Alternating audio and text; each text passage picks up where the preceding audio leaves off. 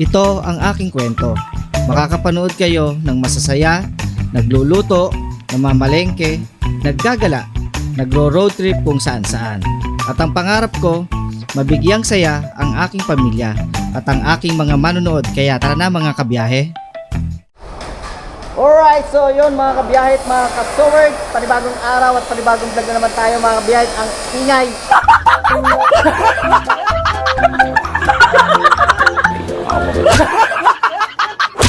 Maingay na po rito sa construction site mga kabiyahe. At ngayon ay mag-update po ulit tayo ng mga trabaho po dito. Dahil nandito na po ulit tayo. Namiss ko to. Dahil isang linggo tayo hindi nakapasok. Kaya po ito, medyo naninibago tayo. At syempre kanina, ayan, nakapagawa na po ng trusses. So maya i-update ko sa inyo to, yung sa trusses mga kabiyahe. At sila foreman, nandun sila foreman, nagkukwento sila foreman doon. Kaya yun, pasyal tayo sa dilim mo. Pasyal tayo sa taas mga kabiyahe para may pakita ko sa inyo yung ginagawa dito. Bali naglilinya na ng kuryente tsaka kesame. Ayan, naglalagay na sila ng kesame dito. Sila foreman. Dito sa bayan na to mga kabiyahe. At ayun, naglilinya na sila ng kuryente rito tsaka kesame. Ayan, syempre i-update natin to. Alright, so good morning. Go vlog. So ito, in-update ko mga kabiyahe. Bali yung nagawa na nga pa rito, nakapaglagay na nga sila ng ng kesame. May kesame na pala rito. So medyo malaki-laki na to. Nilalagyan na nila ng kesame. Pero itong mga dito wala pa. Ito pa lang yung inuuna nila. At dito, yan. Siyempre sa bayan na, kasama na paglilinya ng kuryente. You know. Oh my God! Wow! Totoo ba yan? Ha? Kala ko nagkakalokohan lang tayo dyan eh. So syempre yun, nilalagyan na rin ng ilaw para pag ano ng kesame, dire-diretso. Ayan. At si Koyang, nandito si Koyang. So namiss natin si Koyang, ang tagal nating di nakita-kita. At ngayon dito na ulit sila Koyang, sa Kalamba na ulit. So ito, naglinya ng kuryente, naglalagay na ng ilaw, kesame. Ito yung mga metal paring. Ayan, halos kalahati na to mga kabiyahe ito. Dahil mga mga ilang araw tayo, halos 5 days tayo hindi nakapasok. Ng last week, gawa nga po ng medyo naging busy tayo, mayroon tayong mga inasikaso sa bahay at kailangan na tapusin mga kabiyahe. Kaya ngayon lang ulit tayo punta rito sa Hektan, dito po sa construction site, dito po sa Kalamba. At medyo yun nga, hindi natin na-i-update yung mga kaganapan ng mga nakaraan, pero makita nyo naman ay malaki na inalagyan nila ng kesame. At dito inaasintahan na to. Yan, lalagyan na nila ng hollow blocks. At si Bong Biyahe, ayan, si Napuwing si Bong Biyahe. Shoutout mo na Mike. Wala, nandito pala si Mike eh. Ayan, naglilinya na sila ng kuryente. Yan. So kung makikita nyo mga kabiyahe, ang laki na ng mga nalagyan ng hardiplex. Tingnan nyo. Tapos siguro itong week na to, aabot na siguro hanggang dito yan. Kaya mga ano lang to. Baka mga 2 weeks may kesame na to, tsaka mga ilaw kasi sabay-sabay na nga para habang naglilinya nga ng kuryente, may kesame na, di ba mga kabiyahe? So, siyempre si Foreman Mike, nandito si Foreman Mike at tayo pinasyalan dito. Laki mo ngayon ha. Dito na ako. Ha? Dito ka na? Yun. Nice. Magkakasama-sama na kami dito nila Mike. Oo. Stay in. Yun. Kaya lang kami, uwian pa rin. Uwian. At yun nga, kanina, yung pinakita ko sa inyo dahil gagawa na nga kami ng ng trusses para dun sa kabilang building. Doon yun. Tuturo ko sa inyo mga kabiyahe. Kung saan ilalagay yung trusses. So, yung ginagawa namin kanina doon na trusses ay dito. Dito ilalagay yon, dito sa taas. Yan. At ito naman ay tuloy-tuloy pa rin naman yung paggagawa rito. Ayan, may mga tao tayo diyan. Tapos ito pinopormahan na yung pambiga. Siyempre may mga poste na rin. Tapos yung trusses nga na ginagawa natin, pinafabricate sa baba ay yun doon ang lagay dito sa kalahati nito. Makikita nyo to, itong kalahati niyan. Diyan ang lagay ng trusses, tapos open to, yung pinakang second floor niya, open niya kasi yan ay warehouse. Yan, warehouse po yan. At yun nga mga kabiyahit, mga kasoward, at ang dilim na naman. Ayan, medyo okay na yan. At ito po yung update natin ngayong araw, Monday, syempre. At holiday ngayon mga kabiyahe. Kaya yun, nandito tayo ngayon. At syempre kahit holiday ay may pasok. May pasok tayo kahit holiday. Syempre ganoon naman po talaga. Pagka nasa construction ka, kahit holiday, umuulan, may pasok. Pero kung umuulan na wala pang bubong na ganito, syempre walang pasok mga kabiyahe. Gawa nga ng syempre basaan yon. Pero pagka ganito naman na meron ng bubong yung kinikilusan sa construction, tuloy-tuloy. Yun ang kagandahan mga kabiyahe. Kaya tinapos na kagad yung pagyeyero at meron na rin yung insulation. Yan, makikita nyo meron ng insulation yan, kaya hindi masyadong mainit.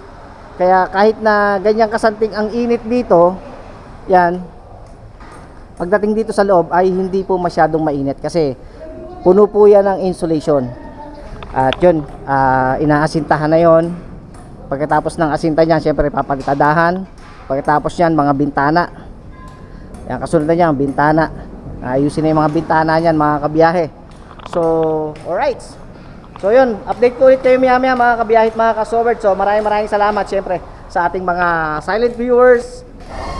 Alright, so ito mga kabiyahe yung trusses. Ito,